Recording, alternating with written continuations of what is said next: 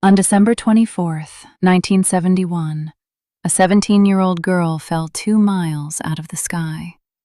She was still strapped into her airplane seat when she hit the Amazon rainforest below. 86 passengers were on that flight. 85 of them died. She didn't. And what she did next, alone, injured, with no food and no idea which direction led to safety, is one of the most remarkable survival stories ever recorded. This is the story of Juliane Koepcke. Be sure to like and subscribe to never miss a video. Juliane Koepcke wasn't an ordinary teenager. She was born in Lima, Peru in 1954, the only child of 2 German zoologists, Maria and Hans Wilhelm Koepcke. When she was 14, her parents made a decision that would change the course of her life and, in a way, save it. They moved the family deep into the Peruvian Amazon to build a research station they called Penguana. There, Juliane grew up surrounded by the jungle.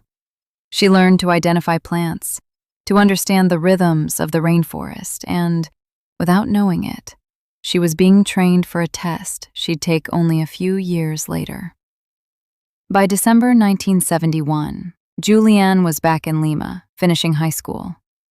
She graduated on December 23rd, one day before the flight that would change everything. Her mother wanted to fly back to Penguana earlier that month, but Juliane insisted on staying for her graduation ceremony. They compromised. They'd fly home together on Christmas Eve. There was only one problem. The airline they booked, LANSA, had a troubled history. A little over a year earlier, one of its planes had crashed during an emergency landing, killing 99 people. Juliane's father had specifically warned against ever flying with them again. But it was the only flight with seats left for Christmas. LANSA Flight 508 took off from Lima just before noon. Juliane sat in seat 19F, a window seat, with her mother beside her. The flight to Pucallpa was supposed to take about an hour. 40 minutes in, the sky turned black. The plane flew directly into a massive thunderstorm. Turbulence threw luggage from the overhead compartments. Presents, drinks, and decorations — it was Christmas Eve after all — flew through the cabin. Juliane's mother, sitting beside her, said quietly, "Hopefully this goes all right." It didn't. At 12:36 p.m., lightning struck the right wing. The fuel tank ignited. Juliane would later recall the moment clearly. A bright light on the wing, and then her mother's voice, calm and final. "That is the end. It's all over." They were the last words she ever heard her mother say. The aircraft began to disintegrate in midair. Juliane lost consciousness. The next thing she remembers is falling, still strapped into her row of 3 seats, which had torn away from the rest of the plane. She fell nearly 10,000 feet, roughly 2 miles, into the Amazon canopy below. She later said the treetops looked like heads of broccoli rushing up to meet her. Somehow, she survived. Investigators believe her seat row acted like a kind of parachute, slowing her descent, and that an updraft from the storm combined with thick jungle canopy may have softened the impact. Whatever the reason, Juliane woke up alone on the jungle floor, concussed with a broken collarbone, a deep gash on her arm, an eye injury, and a torn ligament in her knee. She was completely alone. Her mother was nowhere to be found. What she didn't know yet: as many as 14 other passengers had also survived the initial fall. They died over the following days and weeks, waiting for a rescue that never reached them in time. Juliane never saw any of them. She didn't know they existed until much later. What she did have was something her parents had given her without meaning to: 11 years of growing up in this exact environment. She remembered one piece of advice from her father. If you're ever lost near water, follow it downstream. Moving water leads to people. So that's what she did. For the next 11 days, Juliane walked. She had no food beyond a small bag of sweets she found in the wreckage. Her knee injury made walking agonizing. Her open wounds and the humidity of the rainforest began to attract flies and became infested with maggots. She kept moving anyway, wading through streams, sleeping wherever she found shelter, talking herself through the fear of the unknown sounds around her. On around the 9th or 10th day, exhausted and unable to continue, she found an abandoned hut and a boat with a motor. She used gasoline from the motor to clean the maggots from her wound, a piece of practical, almost scientific thinking under unimaginable stress. On the 11th day, as dusk approached, Juliane heard voices.